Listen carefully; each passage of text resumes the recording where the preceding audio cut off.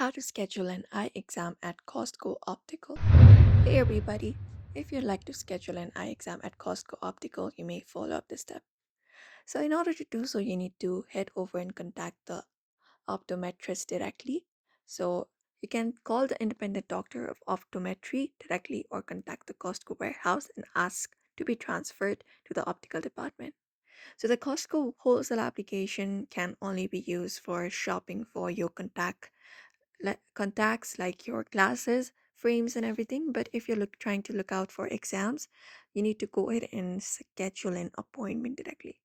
So you can locate the phone number for the independent doctor associated with a local Costco warehouse, and you can find his or her information on the Costco website or by calling the warehouse and asking for optical department. If you cannot find the optometrist direct number, you can call the Costco warehouse. You usually find the number in their website. Just go ahead and check it out. After that, when you speak with the optometrist office, inquire about appointment availability and scheduling processes, and you can just go ahead and schedule an eye exam at the Costco Optical.